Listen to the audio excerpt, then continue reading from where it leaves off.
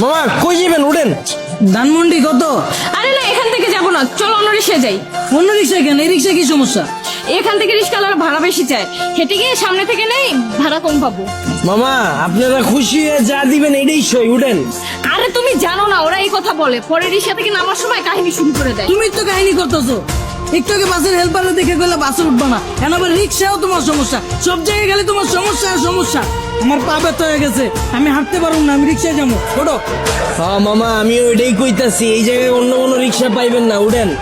ওঠো ওঠো, চলো মামা। কি খেলা দেখাইলি রে টুম্পা, শিখলাম। মামা তুমি টুম্বা কইলা কে? টুম্বা কেডা? মামা কঠিন কাহিনী, আমার গার্লফ্রেন্ডের নাম ছিল টুম্পা। কি কও মামা? আমার গার্লফ্রেন্ডের নাম তো টুম্পা। কি কও মামা, আসলেই? হ্যাঁ, কিন্তু মামা তুমি রিক্সা চালাও আর প্রেমও করো, ব্যাপারটা কিন্তু ইন্টারেস্টিং। না মামা, প্রেম করি না তো, করতাম। আর রিক্সা চালায় তো প্রেম করি নাই মামা। ওর লাগে প্রেম করছি দেখা আজকে আমার রিক্সা চালাইতে হইতাছে, আর নাহলে তো মামা আজকে আপনার জায়গায় থাকতাম। আরে টুম্পা, তোর লাগে প্রেম কইরা আজকে আমার হাতে হ্যান্ডেল পায়ে প্যাডেল। কি কও মামা? প্রেম করে মানুষ দেবদাস হয়ে যায় শুনছি, কিন্তু প্রেমের লাগে মানুষ রিক্সা চালায় এটা প্রথম শুনলাম। মামা তোমার কাহিনীটা কিন্তু ইন্টারেস্টিং লাগতেছে, গল্পটা কও শুনি। আরে বাবু কি শুরু করছো? ওনার এই ফালতু গল্প শুনে আমাদের সময় নষ্ট করে লাভ আছে।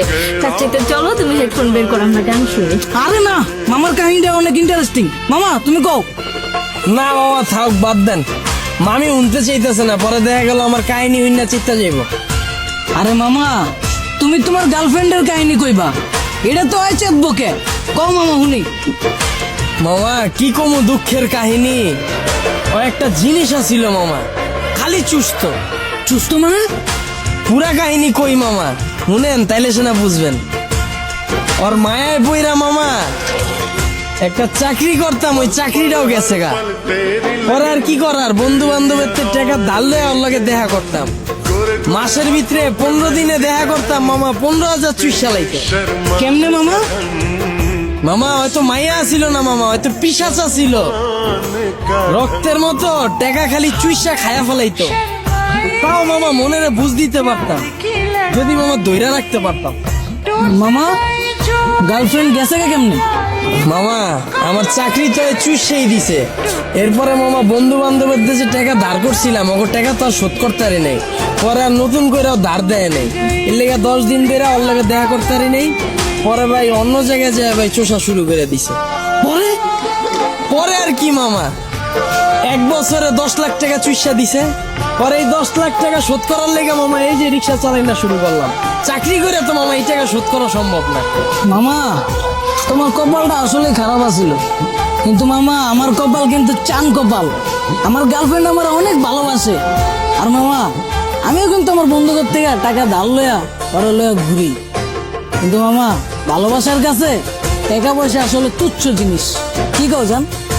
মামা আপনার লেগে দোয়া করি মামা, খালি জীবনে একটাই আফসোস, যারে আম খাওয়া শিখাইলাম এখন আর আম খায় না মামা, আপেল খুঁজে। আর 2 দিন পর পর নতুন বয়ফ্রেন্ড লয়ে আমার রিক্সায় উঠে। কি কও মামা? তোমার গার্লফ্রেন্ড তোমার চুষা তোমার রিক্সায় উঠে আবার বয়ফ্রেন্ড লয়া? মামা আমি যদি তোমার জায়গায় হইতাম তাইলে 2 গালে ঠাড়া বইরা দিতাম। কি কো মামা, আসলেই? হ্যাঁ, তুমি দরকার হইলে আমার নাম্বার লয়ে লও, অগরে যখন পাইবা আমার নম্বরে কল দিবা। দরকার হইলে আমি আইসা অগরে থাবড়ে যাম। কিলো থামাইছো কে? আয়া পড়ছি তো মামা, নামেন। ও আয় বলছো কত দিমু?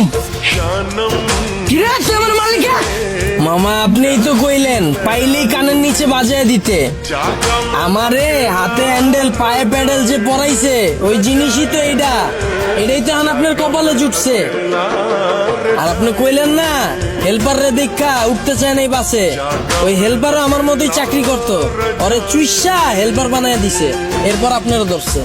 যাক মামা সাবধানে থাকেন, আমার ভাড়াটা দিয়ে দেন।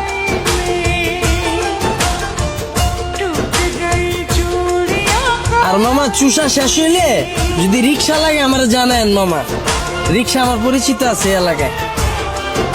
কি খেলা দেখাইলি রে টুম্পা, শিখলাম।